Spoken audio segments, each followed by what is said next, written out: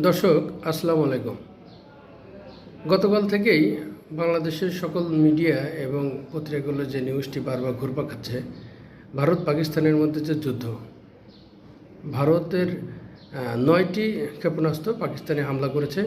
তার বিপরীতে পাকিস্তান দাবি করেছে ভারতের 5টি রাফায়েল যুদ্ধবিমান তারা ভূপাতিত করতে সক্ষম হয়েছে।